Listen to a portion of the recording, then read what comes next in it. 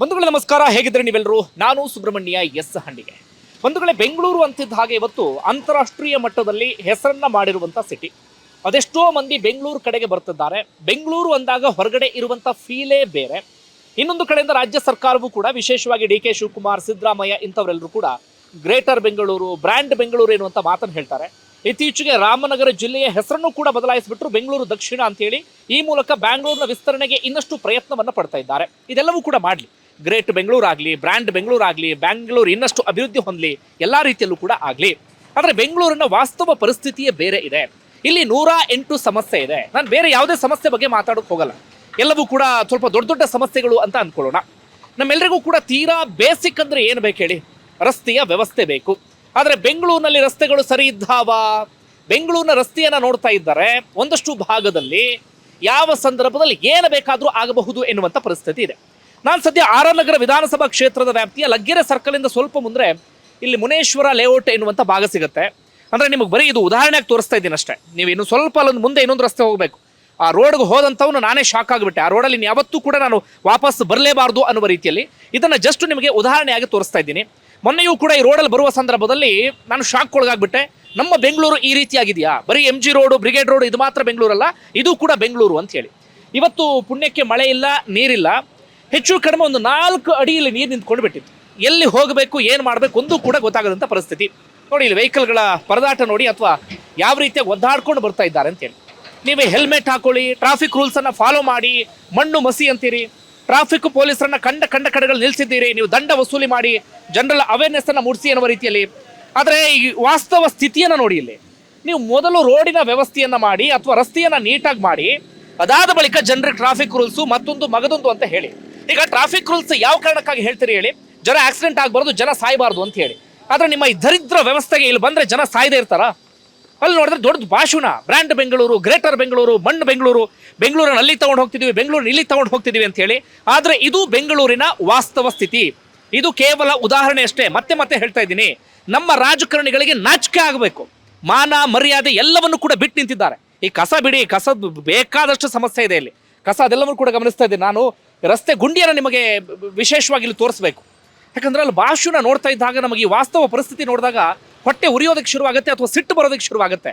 ಅಲ್ಲಿ ನೋಡಿದ್ರೆ ದೊಡ್ಡದಾಗಿ ಭಾಷಣ ಮಾಡ್ತಾರೆ, ಬೆಂಗಳೂರು ಹಾಗಿದೆ, ಬೆಂಗಳೂರು ಹೀಗಿದೆ ಅಂತ ಬಿಂಬಿಸುವಂಥ ಪ್ರಯತ್ನವನ್ನು ಮಾಡ್ತಾರೆ. ಆದರೆ ವಾಸ್ತವ ಬೆಂಗಳೂರು ಇರೋದು ಈ ರೀತಿಯಾಗಿ. ಇದು ನಾನು ಮತ್ತೆ ಹೇಳ್ತಾ ಇದ್ದೀನಿ, ಒಂದು ಎಕ್ಸಾಂಪಲ್ ಅಷ್ಟೇ. ನಿಮ್ಮ ಭಾಗದಲ್ಲೂ ಕೂಡ ಇದೇ ರೀತಿಯಾದಂಥ ರಸ್ತೆಗಳಿರಬಹುದು, ಅಥವಾ ಇದೇ ರೀತಿಯಾಗಿ ಗುಂಡಿ ಬಿದ್ದಿರಬಹುದು, ನೀವು ಕೂಡ ಪರದಾಡ್ತಾ ಇರಬಹುದು. ನಾನು ಎಲ್ಲರಲ್ಲೂ ಕೂಡ ಮನವಿ ಮಾಡ್ಕೊಳ್ಳೋದಿದೆ, ದಯವಿಟ್ಟು ಇಂಥದ್ದನ್ನು ಪ್ರಶ್ನೆ ಮಾಡಿ. ನಿಮಗೆ ಸೋಷಿಯಲ್ ಮೀಡಿಯಾ ಅಂತ ಒಂದು ಪೇಜ್ ಇದೆ, ಅಲ್ಲಿ ವಿಡಿಯೋವನ್ನು ಮಾಡಿ ಹಾಕಿ, ಅದನ್ನು ಸಂಬಂಧಪಟ್ಟಂಥವರಿಗೆ ಟ್ಯಾಗ್ ಮಾಡುವಂಥ ಕೆಲಸವನ್ನು ಮಾಡಿ. ನಿಮ್ಮ ಸ್ಥಳೀಯ ಶಾಸಕರಿಗೋ, ಸಂಸದರಿಗೋ, ಅಥವಾ ಈ ಕಾರ್ಪೊರೇಟರ್ಗಳು ಇಲ್ಲ ಬಿಡಿ, ಆದರೆ ಹಿಂದೆ ಕಾರ್ಪೊರೇಟರ್ಗಳಿದ್ರಲ್ಲ ಅಂಥವ್ರ ಗಮನಕ್ಕೆ ತರುವಂಥ ಕೆಲಸವನ್ನು ಸೋಷಿಯಲ್ ಮೀಡಿಯಾ ಪೇಜ್ ಮೂಲಕ ಮಾಡಿ, ಅಂಥವರ ಮಾನ ಮರ್ಯಾದೆಯನ್ನು ತೆಗೆಯುವಂಥ ಕೆಲಸವನ್ನು ಮಾಡಿ. ಅಲ್ಲಿ ನೋಡಿದ್ರೆ ದೊಡ್ಡ ಭಾಷಣ, ವಾಸ್ತವ ಸ್ಥಿತಿ ಈ ರೀತಿಯಾಗಿದೆ. ಇಲ್ಲಿ ನೋಡಿ ಬನ್ನಿ, ಇದು ನಿಜವಾದ ಬೆಂಗಳೂರಿನ ಪರಿಸ್ಥಿತಿ. ಈ ರೀತಿಯಾಗಿ ಇಲ್ಲಿ ಒಳಗಡೆ ಹೋದರೆ ಜನರ ಪರಿಸ್ಥಿತಿ ಹೇಗಾಗ್ಬಿಡ ಹೇಳಿ. ಕಂಪ್ಲೀಟ್ ಮಳೆ ಬಂದ ಸಂದರ್ಭದಲ್ಲಿ ಹೆಚ್ಚು ಕಡಿಮೆ 4-5 ಅಡಿ ನೀರು ನಿಂತ್ಕೊಂಡಿರುತ್ತೆ. ಎಲ್ಲಿ ಓಡಾಡಬೇಕು, ಏನು ಮಾಡಬೇಕು ಅನ್ನೋದು ಗೊತ್ತಾಗೋದಿಲ್ಲ. ಎಷ್ಟೋ ಜನ ಬಿದ್ದು ಇಲ್ಲಿ ಗಾಯ ಮಾಡ್ಕೊಂಡಿದ್ದಾರೆ, ಆಸ್ಪತ್ರೆಗೆ ಸೇರುವಂಥ ಪರಿಸ್ಥಿತಿಯೂ ಕೂಡ ಎದುರಾಗಿದೆ. ಅದೇ ಮುಖ್ಯಮಂತ್ರಿಗಳಾಗಿರುವಂಥ ಸಿದ್ದರಾಮಯ್ಯನವರ ಮನೆ ಮುಂದೆ ಹೇಗಿರುತ್ತಾ? ಇಲ್ಲ, ತುಂಬ ಅದ್ಭುತವಾಗಿರುತ್ತೆ. ಅದೇ ಡಿ ಕೆ ಶಿವಕುಮಾರ್ ಅವರ ಮನೆ ಮುಂದೆ ಆ ರೀತಿಯಾಗಿರುತ್ತಾ?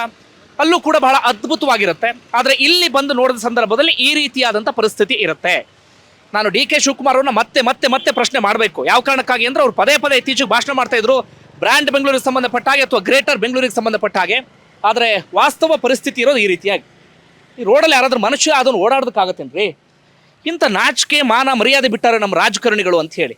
ಒಂದು ಬೇಸಿಕ್ ವ್ಯವಸ್ಥೆ. ನೀವು ಬೇರೆ ವ್ಯವಸ್ಥೆಗಳೆಲ್ಲವೂ ಕೂಡ ಆನಂತರ. ಪ್ರತಿ ಮನುಷ್ಯನಿಗೂ ಕೂಡ ಬೇಸಿಕ್ ಆಗಿ ಬೇಕಾಗಿರುವಂಥ ವ್ಯವಸ್ಥೆ ರಸ್ತೆ. ಆ ರಸ್ತೆಯೇ ಸರಿ ಇಲ್ಲ ಅಂದಮೇಲೆ ಇನ್ನು ಯಾವ ವ್ಯವಸ್ಥೆಯನ್ನು ನಾವು ರಾಜ್ಯ ಸರ್ಕಾರದಿಂದ ನಿರೀಕ್ಷೆ ಮಾಡೋದಕ್ಕೆ ಸಾಧ್ಯ? ವಿಪಕ್ಷಗಳಂತೂ ಸತ್ತು ಹೋಗಿಬಿಟ್ಟಿದ್ದಾವೆ, ಯಾರು ಕೂಡ ಇಂತಹ ವಿಚಾರವನ್ನು ಪ್ರಶ್ನೆ ಮಾಡೋದಿಲ್ಲ. ಯಾಕಂದರೆ ಅವರು ಆಡಳಿತದಲ್ಲಿ ಇದ್ದ ಸಂದರ್ಭದಲ್ಲೂ ಕೂಡ ಹೀಗೆ ಇತ್ತು. ಹೀಗಾಗಿ ಯಾರಿಗೂ ಕೂಡ ಪ್ರಶ್ನೆ ಮಾಡುವಂಥ ನೈತಿಕತೆ ಆಗಲಿ ಅಥವಾ ಪ್ರಶ್ನೆ ಮಾಡುವಂಥ ಅರ್ಹತೆ ಆಗಲಿ ಅದು ಯಾವುದೂ ಕೂಡ ಇಲ್ಲ. ಅದರಲ್ಲೂ ಕೂಡ ನಿಮಗೆ ವಿಶೇಷವಾಗಿ ಆರನಗರ ವಿಧಾನಸಭಾ ಕ್ಷೇತ್ರದ ವ್ಯಾಪ್ತಿಯಲ್ಲಿ ಈ ಲಗ್ಗೆರೆ ಸುತ್ತಮುತ್ತ ಒಂದಷ್ಟು ರಸ್ತೆಗಳಲ್ಲಿ ಓಡಾಡಿ ನಿಮಗೆ ಇಲ್ಲಿಯ ವಾಸ್ತವ ಪರಿಸ್ಥಿತಿ ಏನಿದೆ ಅದೆಲ್ಲವೂ ಕೂಡ ಬಹಳ ಚೆನ್ನಾಗಿ ಗೊತ್ತಾಗುತ್ತೆ. ಹಾಗೆ ಇಲ್ಲಿನ ಇನ್ನೊಂದು ಸಮಸ್ಯೆ ಅಂದರೆ, ನಿಮಗೆ ಇಲ್ಲಿ ಒಂದು ಕಡೆಯಿಂದ ಆರನಗರ ವಿಧಾನಸಭಾ ಕ್ಷೇತ್ರ ಬರುತ್ತೆ, ಪಕ್ಕಕ್ಕೆ ಸ್ವಲ್ಪ ಯಶವಂತಪುರ, ಆ ಕಡೆ ಹೋದರೆ ಮಹಾಲಕ್ಷ್ಮಿ ಲೇಔಟು, ಈ ಕಡೆ ಬಂದರೆ ದಾಸರಳ್ಳಿ ವಿಧಾನಸಭಾ ಕ್ಷೇತ್ರ.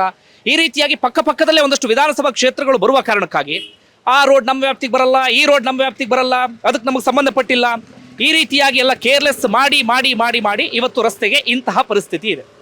ಸಿಂಪಲ್ ಆಗಿ ಯೋಚನೆ ಮಾಡಿ, ಏನಾದರೂ ಮಳೆ ಬಂದು ನೀರು ನಿಂತ್ಕೊಂಡ್ರೆ ಜನ ಹೇಗೆ ಓಡಾಡಬೇಕು? ಕೆರೆ ರೀತಿಯಾದಂಥ ವಾತಾವರಣ ನಿರ್ಮಾಣ ಆಗುತ್ತೆ, ಒಳಗಡೆ ಇಷ್ಟಿಷ್ಟು ಗುಂಡಿ ಇದೆ, ಹೇಗೆ ಓಡಾಡ್ಬೇಕು ಹೇಳಿ? ಯಾರಾದರೂ ಗರ್ಭಿಣಿಯರನ್ನ ಇಲ್ಲೇನಾದರೂ ಕರ್ಕೊಂಡು ಬಂದರೆ ನನ್ನ ಪ್ರಕಾರ ಈ ರಸ್ತೆಯಲ್ಲೇ ಮಗುವಾಗಿಬಿಡುತ್ತೆ.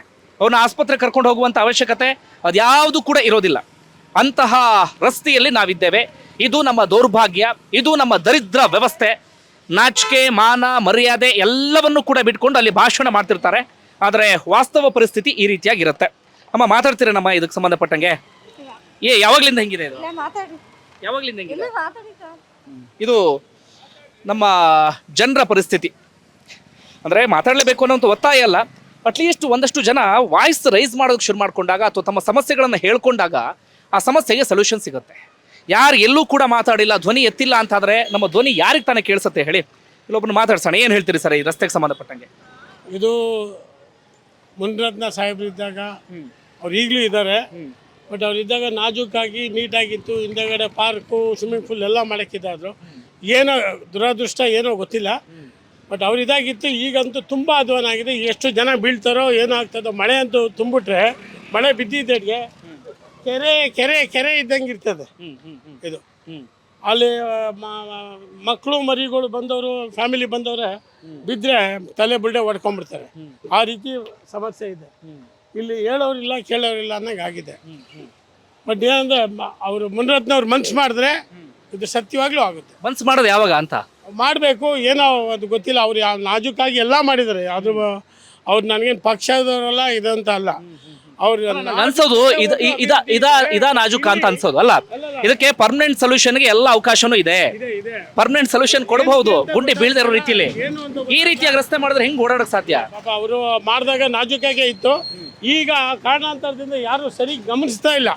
ಇಲ್ಲಿ ಇದು ವೈರತ್ವಗಳು ಇನ್ನೊಂದು ಮತ್ತೊಂದು ಅದು ಗೊತ್ತಿಲ್ಲ. ಬಟ್ ಅವರಿದ್ದಾಗ ನಾಜೂಕಾಗೆ ಇತ್ತು, ನೀಟಾಗೇ ಇತ್ತು. ಈಗಂತೂ ತುಂಬ ಅಧ್ವಾನ ಆಗಿ ಹಾಳಾಗಿದೆ. ಯಾರೋ ಬಿತ್ತು ಅಂದರೆ ಮನೆಗೆ ಈ ರೋಡ್ಗೆ ಬಂದರೆ ಮನೆಗೆ ಹೋಗ್ತಾರೆ ಇಲ್ವ ಅನ್ನೋಂಗಾಗಿದೆ. ಮಳೆ ಬಿದ್ದಾಗಂತೂ ತುಂಬ ತೊಂದರೆ ಆಗುತ್ತೆ. ಬರೀ ಇಲ್ಲಿ ಮಾತ್ರ ಅಲ್ಲ, ನಾನು ಅಲ್ಲಿ ಕಾರ್ ತಗೊಂಡು ಅಲ್ಲಿ ಎಂಟ್ರಿ ಕೊಡ್ತಾ ಇದ್ದೆ, ನನಗೆ ಬಿಗಿನಿಂಗಲ್ಲೂ ಹಂಗೆ ಆಗಿದೆ.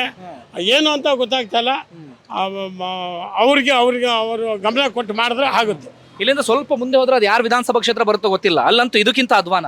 ಇಲ್ಲಾಂದ್ರೆ ಇದು ಯಾರು ಒಬ್ರು ಶಾಸಕರಂತಲ್ಲ, ಇಲ್ಲಿ ಸುತ್ತಮುತ್ತ ಎಲ್ಲರೂ ಹಣೆ ಬರೋನು ಇದೆ. ಹಾಗೆ ಆಗಿದೆ ಇಲ್ಲಿ. ಏನು ಅಂತಾನೆ ಗೊತ್ತಾಗ್ತಲ್ಲ. ಹೇಳೋರಿಲ್ಲ ಕೇಳೋರಿಲ್ಲ ಅನ್ನಂಗೆ ಆಗಿದೆ ಇಲ್ಲಿ ಅಷ್ಟೇ. ಏನು ಹೇಳ್ತೀರಿ ಸರ್ ನೀವೇ ಭಾಗದವರ? ಸರ್ ಇದು ಸರ್ಕಾರದಲ್ಲಿ ಅವರು 5 ಇದನ್ನ ಮಾಡೋರಲ್ಲ, ಗ್ಯಾರಂಟಿನ ಅದನ್ನ ಈಸ್ಕೊಬೇಕಾದ್ರೆ ನಮಗೆ ಜ್ಞಾನ ಇರ್ಬೇಕು ನಮ್ಗೆ. ಅದೆಲ್ಲ ಕೊಟ್ಟರು ಸರ್ಕಾರದಲ್ಲಿ ದುಡ್ಡಿಲ್ಲ, ಈ ರೋಡು ಎಲ್ಲ ಅಧ್ವಾನ ಮಾಡಿ ಈ ತರ ಇದ್ರೆ ಹೆಂಗ್ ಓಡಾಡಕ್ಕಾಗುತ್ತೆ? ಸರ್ಕಾರ ಏನ್ ಮಾಡ್ತಾ ಇದ್ದಾರೆ? ಕಾಂಗ್ರೆಸ್ ಸರ್ಕಾರ ಏನ್ ಮಾಡ್ತಾ ಇದೆ ಅನ್ನೋದೇ ನಮಗೆ ಗೊತ್ತಾಯ್ತಾ ಇಲ್ಲ. ಈ ಗ್ಯಾರಂಟಿ ಏನಕ್ಕೆ ಬೇಕಾಗಿತ್ತು? ಜನ ದುಡ್ಕೊಂಡ್ ತಿಂತಾರೆ, ಅವ್ರು ದುಡ್ದಿದ್ದ ಕಾಸಲ್ಲಿ ಬಸ್ಗೆ ಅದಕ್ಕೆ ಖರ್ಚು ಮಾಡ್ತಾರೆ. ಇದೆಲ್ಲ ಬೇಕಾಗಿಲ್ಲ. ಇದನ್ನೆಲ್ಲ ಅಭಿವೃದ್ಧಿಗೆ ಹಾಕ್ಬೇಕಿತ್ತು. ಕಾಂಗ್ರೆಸ್ ಸರ್ಕಾರ ಬಂದ್ಮೇಲೆ ಯಾವ ಅಭಿವೃದ್ಧಿ ಒಂದೂ ಆಗಿಲ್ಲ. ಅಭಿವೃದ್ಧಿ ಯಾವುದೂ ಆಗಿಲ್ಲ. ಸರ್ಕಾರ ಬಂದ್ಮೇಲೆ ಏನು ಅಭಿವೃದ್ಧಿ ಆಗಿದೆ? ಏನು ಆಗಿಲ್ಲ. ನೋಡಿ ಇವ್ರ ವನವಾಸ ನೋಡಿ, ಅವ್ರದ ಅವ್ರ ವನವಾಸಗಳು ನೋಡಿ ಹೆಂಗಿದೆ ಸರ್ ರೋಡು. ನೋಡಿ ಬಹಳ ಚೆನ್ನಾಗೈತೆ ರೋಡು. ಎಲ್ಲ ನೋಡಿ ಎಲ್ಲ ಗುಂಡಿ ಬಿದ್ದುಕೊಂಡವೆ. ಏನು ಗಾಡಿ ಓಡಿಸೋದು ಹೇಳಿ ನೀವೇ? ಹಿಂಗಾದ್ರೆ ನೋಡಿ ನಮ್ಗೆ ಏನು ರೋಡ್ಗಳು ನೋಡ್ರೆ ಹೊಟ್ಟೆ ನೋವು ಬರ್ತದೆ ಗಾಡಿ ಓಡಿಸಿ. ಮಳೆ ನೋಡಿ ಸರ್, ಈಗ ಮಳೆನೇ ಇಲ್ಲ. ನೋಡಿ ರೋಡ್ ಹೆಂಗೈತಿ. ಎಷ್ಟು ನೋಡಿ ಆ ಮಕ್ಕಳು ಏನಾಗಬೇಕು, ದಳ ದಳ ದಳ ದಳ ಅಂತದೆ ಗಾಡಿ. ಈ ಸುಮಾರು 1 ವರ್ಷದಿಂದ ಹಿಂಗೆ ಸರ್ ಇದು. ರೋಡೇ ಹಿಂಗೈತಿ. ಯಾವ ಗ್ಯಾರಂಟಿನೂ ಬೇಡ ನಮಗೆ ಸದ್ಯಕ್ಕೆ. ಬೆಂಗಳೂರಲ್ಲಿ ರೋಡ್ಗಳನ್ನ ಅಚ್ಚುಕಟ್ಟು ಮಾಡ್ಬಿಟ್ರೆ ಸಾಕು ಕ್ಲೀನಾಗಿ. ಗ್ಯಾರಂಟಿನೂ ಬೇಡ, ಏನೂ ಬೇಡ. ಇಂಥ ರೋಡಲ್ಲಿ ಓಡಾಡೋಕೆ ಎಷ್ಟು ಭಯ ಆಗುತ್ತೆ ಸರ್ ಈಗ? ಸರ್ ನನಗೆ ಗೊತ್ತಿಲ್ಲ, ನಾವು ಓಕೆ ಹೇಳಿ ಸರ್. ಅಲ್ಲ ಈಗ ಕಾಂಗ್ರೆಸ್ ಹೌದು, ಮತ್ತು ಸ್ಥಳೀಯ ಶಾಸಕರು ಏನ್ ಮಾಡ್ತಿದ್ದಾರೆ ಅಂತ ಬಿಜೆಪಿ? ಸರ್ ಇದು ಸ್ಥಳೀಯ ಶಾಸಕರು ಏನ್ ಮಾಡ್ತಾ ಇದ್ದಾರೆ ಅಂದ್ರೆ ಅವ್ರಿಗೆ ಹಣ ಬಿಡುಗಡೆ ಮಾಡ್ಬೇಕಲ್ಲ. ಸ್ಥಳೀಯ ಶಾಸಕರು ಅವ್ರ ಕೈಯಿಂದ ಹಾಕಿ ಅವ್ರು ಮಾಡೋಕ್ಕಾಗಲ್ಲ. ಈಗ ಕಾಂಗ್ರೆಸ್ ಗೌರ್ಮೆಂಟ್ ಹಣ ಬಿಡುಗಡೆ ಮಾಡಿದ್ರೆ ಅವ್ರು ಮಾಡೋಕ್ಕೆ. ಈಗ ಒಬ್ಬರಿಗೂ MLAಗಳಿಗೆ ಅವ್ರು ಹಣ ಬಿಡುಗಡೆ ಮಾಡಿಲ್ಲ, MP ಗಳಿಗೆ ಹಣ ಬಿಡುಗಡೆ ಆಗಿಲ್ಲ ಅಂದ್ರೆ ಅವ್ರು ಎಲ್ಲಿಂದ ತಂದು ಮಾಡ್ತಾರೆ? ಅವ್ರು ಕೇಳಿದ್ರೆ ಹೇಳ್ತಾರೆ ನಮ್ಗೆ ಹಣ ಬಿಡುಗಡೆ ಆಗಿಲ್ಲಪ್ಪ, ನಾವ್ ಎಲ್ಲಿಂದ ತಂದು ಮಾಡೋದು ಅಂತಾರೆ. ಗ್ಯಾರಂಟಿ ಬೇಡಿತ್ತು, ಒಳ್ಳೆ ರಸ್ತೆ ಕೊಡಿ ಅಂತೀರಿ. ನಮಗೆ ಗ್ಯಾರಂಟಿ ಏನು ಬೇಕಾಗಿಲ್ಲ, ಜನಕ್ಕೆ ರಸ್ತೆ ಕೊಡಿ, ಜನಕ್ಕೆ ಆಗ್ಬೇಕಾಗಿರೋದು ಕೊಡಿ. ಅಲ್ಲ, ದುಡಿಯೋರು ದುಡಿತಾವ್ರೆ. ಅವ್ರು ಕೊಡೋ 10 kg ಇಲ್ಲಿ ಜೀವನ ಮಾಡಲ್ಲ. ಅವ್ರ ಜೀವನ ಅವ್ರು ಮಾಡೇ ಮಾಡ್ತಾರೆ. ಇವರು ಕಾಂಗ್ರೆಸ್ ಬಂದಾಗಿಂದ ಅಧ್ವಾನ ಆಗಿದೆ, ಬೆಂಗಳೂರು ಸಿಟಿನೇ ಅಧ್ವಾನ ಆಗಿದೆ. ಇದಂತೂ ಸತ್ಯ. ಪಕ್ಷಿತು ಅಂತ ನಾವು ಹೇಳೋದು, ಅದು ಅಭಿವೃದ್ಧಿ ಬಗ್ಗೆ ಅವ್ರು ಇದು ಮಾಡಬೇಕು ಸರ್. ಇಲ್ಲೇ ಅಂತಲ್ಲ, ಇಡೀ ಬೆಂಗಳೂರೇ ಅಧ್ವಾನ ಆಗಿದೆ.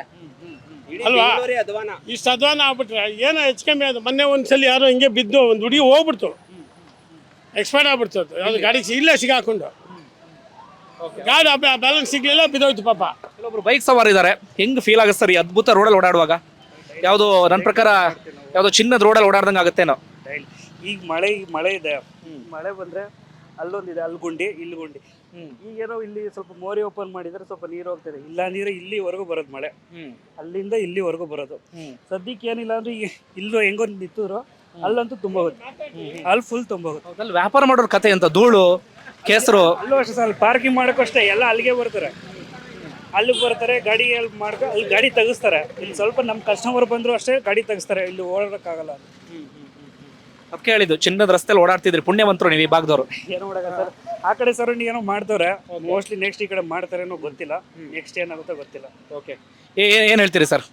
ಸರ್ ನಮಸ್ಕಾರ, ನಾನು ಸಂತೋಷ್ ಅಂದ್ಬಿಟ್ಟು ಇಲ್ಲೇ ಸ್ಥಳೀಕ. ನಾನು ಈ ರೋಡು ತುಂಬ ನಮಗೆ, ನಾವು ಓಟ್ ಹಾಕೋದು ಗೆಲ್ಸೋದು ಇದು ಏನಕ್ಕೆ ಅಂದರೆ ಮೂಲಭೂತ ಸೌಕರ್ಯ, ರಸ್ತೆ ಚೆನ್ನಾಗಿರ್ಬೇಕು. ಫಾರ್ ಎಕ್ಸಾಂಪಲ್ಲು, ಇವಾಗ 1 ವರ್ಷ ಹಿಂದೆ ಕಣ್ಣಾರೆ ನೋಡಿದ್ದಂಥದ್ದು, ಮಗು ಕರ್ಕೊಂಡು ಹೋಗ್ಬೇಕಂದ್ರೆ ತಾಯಿ ಆಕ್ಟಿವಾಯಿಂದ ಕೆಳಗಡೆ ಬಿದ್ದು ಟ್ಯಾಂಕರ್ ನೀರು ಗಾಡಿ ಹರ್ಕೊಂಡು ಹೋಗಿದೆ ಎಮ್ಮೆಲ್ಗೆ. ರೋಡ್ ಚೆನ್ನಾಗಿದ್ದಿದ್ರೆ ಆ ಥರದೊಂದು ದುರಂತ ಆಗ್ತಿರ್ಲಿಲ್ಲ, ಒಬ್ಬ ಮಗು ತಾಯಿನ ಕಳ್ಕೊಂತಿರ್ಲಿಲ್ಲ. ಮೂಲಭೂತ ಸೌಕರ್ಯ ಅನ್ನೋದು ಏನು ಇಲ್ದಂಗೆ ಆಗಿದೆ ಇಲ್ಲಿ, ಈ ರಸ್ತೆನೇ ಎಕ್ಸಾಂಪಲ್ಲು. ಸೊ ದಯವಿಟ್ಟು ಏನು ಒದಗಿಸ್ಬೇಕು ಮೂಲಭೂತ ಸೌಕರ್ಯ ದಯವಿಟ್ಟು ಒದಗಿಸಿ ಅಂತ ಕಳಕಳಿಯಿಂದ ಕೇಳ್ಕೊಂತೀನಿ ನಾನು. ಅಲ್ಲ, ಒಂದು ಕಡೆಯಿಂದ ಗ್ಯಾರಂಟಿ ಕೊಟ್ವಿ ಅಂತಾರೆ, ನೋಡಿದ್ರೆ ರೋಡ್ ಪರಿಸ್ಥಿತಿ ಹಿಂಗೆ. ಇಲ್ಲ ಸರ್, ನಾನು ಒಂದು ಎಕ್ಸಾಂಪಲ್ ಹೇಳ್ತಿದ್ದೀನಲ್ಲ, ಒಬ್ಬ ತಾಯಿ ಪ್ರಾಣ ಹೋಯ್ತು, ಗಾಡಿಯಿಂದ ಹೋಗ್ತಿದ್ರು. ಸೊ ಏನೋ ಗುಂಡಿ ಬಿದ್ದರು, ಜಾರಿ ಆ ಮಗು ಸ್ವಲ್ಪ ಸೇಫ್ ಆಯಿತು. ತಾಯಿ ತಲೆ ಮೇಲೆ ಹರ್ಕೊಂಡು ಹೋಯ್ತು ಟ್ರ್ಯಾಕ್ಟ್ರು, ಆ ಮಗು ಅನಾಥ ಇವಾಗ. ಯಾಕೆ? ಬಿಕಾಸ್ ಆಫ್ ಮೂಲಭೂತ ಸೌಕರ್ಯದ ಕೊರತೆಯಿಂದಾಗಿ. ರೋಡು ಚೆನ್ನಾಗಿದ್ರೆ ಸ್ವಲ್ಪ ಅವತ್ತು ಏನು ಅವಘಡ ಸಂಭವಿಸ್ತಿರ್ಲಿಲ್ಲ, ಒಂದು ಜೀವ ಉಳಿತಿತ್ತು. ಈ ಥರ ಎಲ್ಲ ತೊಂದರೆಗಳಿದೆ. ನಾವೇನು ದುಡ್ಡು ಕಾಸು ಕೊಡಿ ಅಂತ ಯಾವ ಪ್ರಜೆನೂ ಕೇಳಲ್ಲ. ಓಟ್ ಟೈಮಲ್ಲಿ ಕೊಡೋದು 200, 300, 500 ರೂಪಾಯಿ, ಯಾವುದು 1 ರೂಪಾಯಿ ಅನುಕೂಲ ಆಗೋದಿಲ್ಲ ಜನಕ್ಕೆ. ಅವತ್ತೇ ಕುಡ್ದು ತಿಂದು ಏನೋ ಅವತ್ತಿಂದು ಖರ್ಚು ಮುಗಿಸಿ ಸುಮ್ಮನೆ ಆಗ್ಬಿಡ್ತಾರೆ. ಬಟ್ ಈ ಒಂದು ಮೂಲಭೂತ ಸೌಕರ್ಯ ಏನಿದೆ ಅದು ತುಂಬ ಅವಶ್ಯಕತೆ ಪ್ರತಿಯೊಂದು ಕ್ಷೇತ್ರಕ್ಕೂ. ಅದನ್ನ ಫುಲ್ಫಿಲ್ ಮಾಡಿ ಅಂತ ಅಂದ್ಬಿಟ್ಟು ಎಲ್ರಿಗೂ ಕೇಳ್ಕೊತೀನಿ ನಾನು. ಒಂದು ವೇಳೆ ಇದು ಇಲ್ಲಿನ ವಾಸ್ತವ ಪರಿಸ್ಥಿತಿ. ಒಂದೊಂದು ವೆಹಿಕಲ್ ಓಡಾಡೋ ಸಂದರ್ಭದಲ್ಲಿ ಎಷ್ಟೊಂದು ಬಾಧೆ ಪಡ್ತಿದ್ದಾರೆ ಅನ್ನೋದನ್ನು ಗಮನಿಸ್ತಾ ಇದ್ದೀರಿ. ಜೊತೆಗೆ ಇವರು ಹೇಳ್ತಾ ಇದ್ರು, ಕಳೆದ ವರ್ಷ ಒಂದು ಮಗು ಕೂಡ ಇಲ್ಲಿ ತೀರ್ಕೊಂಡಿತ್ತು ಅಂತ. ಆದರೆ ಈ ಭಾಗದ ಜನಪ್ರತಿನಿಧಿಗಳಿಗೆ ಕಣ್ಣು ಕಿವಿ ಯಾವುದು ಕೂಡ ಇದ್ದ ಹಾಗೆ ಕಾಣಿಸ್ತಾ ಇಲ್ಲ. ಕನಿಷ್ಠ ಹೃದಯ ಅನ್ನೋದು ಇದ್ದಿದ್ರೆ ಇಂಥ ಕೆಲಸವನ್ನ ಮಾಡ್ತಾ ಇರಲಿಲ್ಲ. ಇಲ್ಲಿಂದ ಇಲ್ಲಿಗೆ ರಸ್ತೆ ಆಗೋದಕ್ಕೆ ಎಷ್ಟು ಹಣ ಬೇಕು? ಎಷ್ಟು ಹಣ ಬೇಕು? ಬೇಕಾಗಿದ್ದು ಇಚ್ಛಾಶಕ್ತಿ. ಆ ಇಚ್ಛಾಶಕ್ತಿಯ ಕೊರತೆ ಇದೆ. ಯಾರಿಗೂ ಕೂಡ ಇಲ್ಲಿ ರಸ್ತೆ ಮಾಡಬೇಕು ಅನ್ನುವಂಥ ಮನಸ್ಥಿತಿ ಇಲ್ಲ. ಆದರೆ ಇನ್ನೊಂದು ದುರಂತ ಏನು ಗೊತ್ತಾ, ಈ ರೋಡ್ ಆಗಿಲ್ಲ ಅಂತಲ್ಲ, ಈ ರೋಡ್ ಆಗಿತ್ತು. ಆಗಿ ಬರೀ ಒಂದು 2-3 ತಿಂಗಳಿಗೆ ಈ ಹಣೆ ಬರುತ್ತೆ. ಯಾಕೆ ಹೇಳಿ? ಎಲ್ಲ ಕಡೆಗಳಲ್ಲೂ ಕೂಡ ಕಮಿಷನ್ ತಂದೆ. ಆ ಗುತ್ತಿಗೆದಾರ ಏನು ಮಾಡೋದಕ್ಕೆ ಸಾಧ್ಯ ಆಗುತ್ತೆ? ಎಲ್ಲರಿಗೂ ಕೊಟ್ಟು ಕೊಟ್ಟು ಕೊಟ್ಟು ಕೊಟ್ಟು ಚೂರು ಉಳ್ಕೊಳ್ಳುವಂಥ 100ರಲ್ಲಿ 10 ರೂಪಾಯಿ ಕೆಲಸ ಮಾಡು ಅಂದರೆ ಆ 10 ರೂಪಾಯಿ ಕೆಲಸ ಇದೇ ರೀತಿಯಾಗಿ ಇರುತ್ತೆ. ಇದಕ್ಕಿಂತ ಬೇರೆ ಏನು ನಾವು ನಿರೀಕ್ಷೆ ಮಾಡೋದಕ್ಕೆ ಸಾಧ್ಯ ಆಗೋದಿಲ್ಲ. ಹಾಗಾದ್ರೆ ಈ ಬೆಂಗಳೂರಿನ ರಸ್ತೆಗಳಿಗೆ ಸೊಲ್ಯೂಷನ್ ಇಲ್ವಾ? ಪರಿಹಾರ ಇಲ್ವಾ? ಸೊಲ್ಯೂಷನ್ ಇದೆ. ಅದ್ಭುತವಾಗಿ ರಸ್ತೆಯನ್ನ ಮಾಡಬಹುದು. ಮತ್ತೆ ಮುಖ್ಯಮಂತ್ರಿಗಳ ಮನೆ ಮುಂದೆ ರೋಡ್ ಚೆನ್ನಾಗಿದೆ, ಡಿ.ಕೆ. ಶಿವಕುಮಾರ್ ಮನೆ ಮುಂದೆ ಚೆನ್ನಾಗಿದೆ, ದೊಡ್ಡ ದೊಡ್ಡ ಶಾಸಕರು ಸಂಸದರ ಮನೆ ಮುಂದೆ ಚೆನ್ನಾಗಿದೆ. ಯಾಕೆ ಹೇಳಿ? ಅಲ್ಲಿ ರಸ್ತೆಯನ್ನ ಮಾಡ್ತಾರೆ. ಆದರೆ ಇಂತಹ ಭಾಗದಲ್ಲಿ ಯಾರು ಕೇಳೋದಿಲ್ಲ, ಅವ್ರ ಪಾಡಿ ಓಡಾಡ್ತಾರೆ ಅನ್ನುವಂಥ ಮನಸ್ಥಿತಿ. ಪ್ರತಿಯೊಬ್ಬ ರಾಜಕಾರಣಿಗಳಿಗೂ ಕೂಡ ನನ್ನ ಪ್ರಕಾರ ನಾಚಿಕೆ ಆಗಬೇಕು, ಚೀತು ಅಂತ ಜನ ಉಗಿಬೇಕು. ಯಾಕಂದ್ರೆ ನಾನು ಮತ್ತೆ ಮತ್ತೆ ಹೇಳ್ತಾ ಇದ್ದೀನಿ, ಇದು ಕೇವಲ ಉದಾಹರಣೆ ಅಷ್ಟೇ. ಈ ರೀತಿಯಾಗಿ ಸಾಕಷ್ಟು ಭಾಗಗಳಲ್ಲಿ ರಸ್ತೆಯ ಪರಿಸ್ಥಿತಿ ಇದೆ. ಒಂದು ಕಡೆಯಿಂದ ನಾವು ಗ್ಯಾರಂಟಿ ಯೋಜನೆ ಕೊಟ್ವಿ, ಗ್ಯಾರಂಟಿಯಿಂದ ಜನ ಭಾಳ ಉದ್ಧಾರ ಆಗ್ತಿದ್ದಾರೆ, ಭಾಳ ಅಭಿವೃದ್ಧಿ ಆಗ್ತಿದ್ದಾರೆ, ಈ ರೀತಿಯಾಗಿ ಹೇಳ್ಕೊಂಡು ಬೇಸಿಕ್ ಬೇಕಾಗಿರುವಂಥ ರಸ್ತೆನೇ ಕೊಟ್ಟಿಲ್ಲ ಅಂತಂದ್ರೆ ಆ ಗ್ಯಾರಂಟಿ ಮತ್ತೊಂದು ಕೊಟ್ಟು ಏನು ಪ್ರಯೋಜನ ಹೇಳಿ? ಏನು ಹೇಳ್ತೀರಿ ಸರ್ ಈ ರೋಡಿಗೆ?